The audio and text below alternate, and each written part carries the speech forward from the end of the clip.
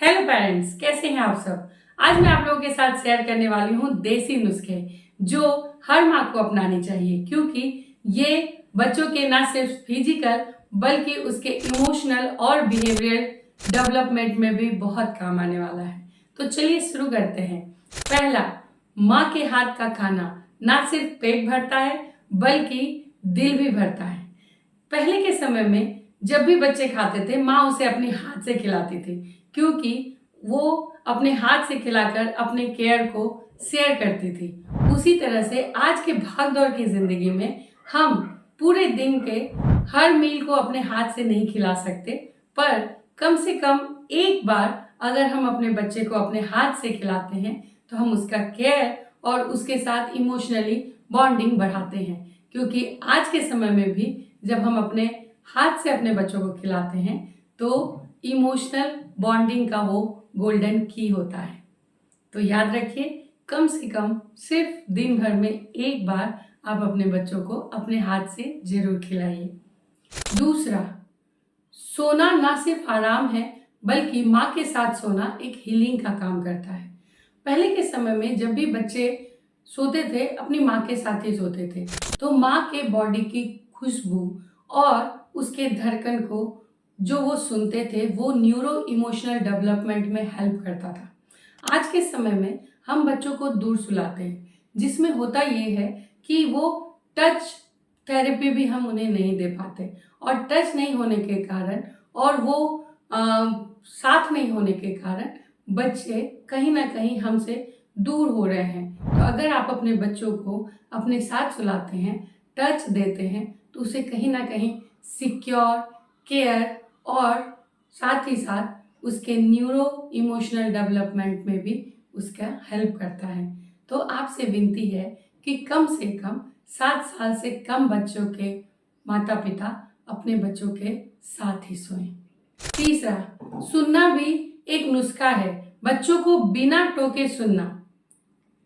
पहले की माएँ बच्चों को पूरी बातें बोल लेने देती थी, उन्हें बीच में टोकती नहीं थी और पूरी बातें आराम से सुनती थी, तो बच्चे भी उनके साथ दोस्ती करते थे।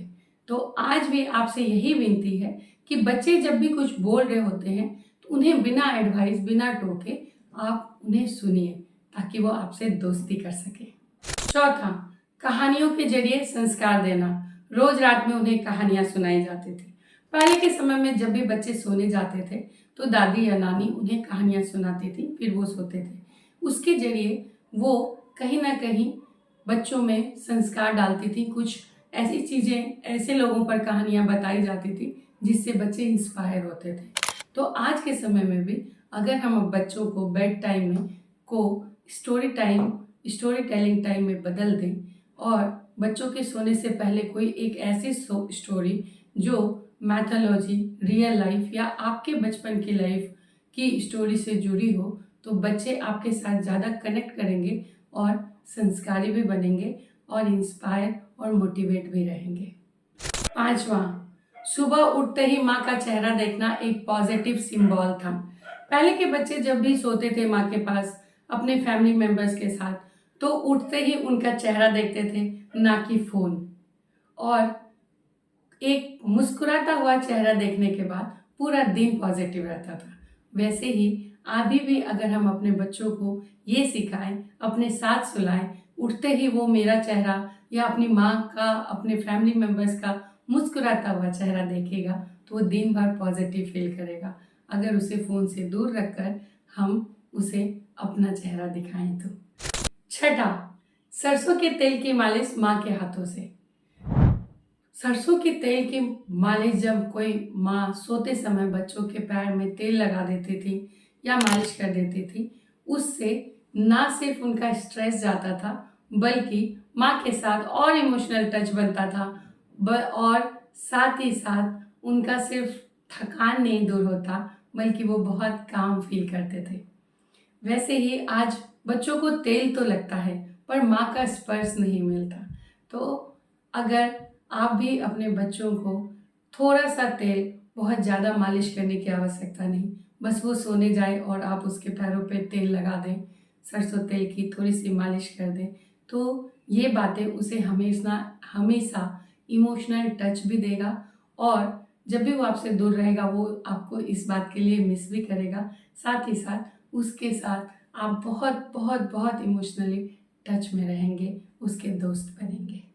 7वां, रोटी पर घी लगाना, वो माँ के हाथों का प्यार। जब माँ रोटी बनाकर बिना किसी गुस्से के, बिना किसी नेगेटिव सोच के जब रोटी बनाती है, उसमें पूरी पॉजिटिविटी होती है, पूरा प्यार होता है, उस पर जब घी लगाकर बच्चों को देती है तो वो इम्यूनिटी का बूस्ट होता है। बच्चों के लिए वो इम्यूनिटी का काम करता है, क्योंकि उसमें सिर्फ इम्यूनिटी के लिए घी ही नहीं लगाया गया, बल्कि उसे पॉजिटिव, बिना नेगेटिविटी के बनाया गया है और बहुत प्यार से बनाया गया है। बहुत ये सोच के बनाया गया है कि ये खाकर मेरा बच्चा हेल्दी रहेगा, तो वो आपके बच्चे के लिए ज़रूर काम करेगा।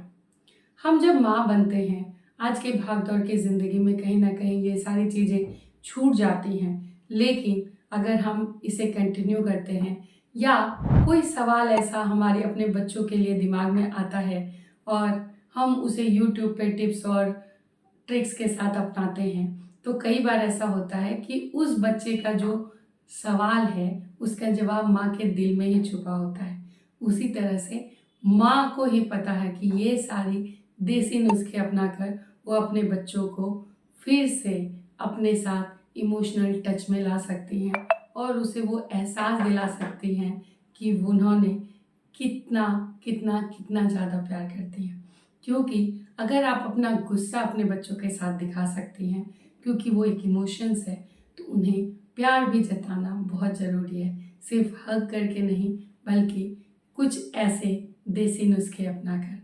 तो फिर मिलते हैं दूसरी वीडियो में नई चीज़ों को लेकर, ताकि आप इसी तरह से अपडेट होती रहें और आपकी पेरेंटिंग और अच्छी होती जाए और आपके बच्चों की बॉन्डिंग बढ़ती जाए।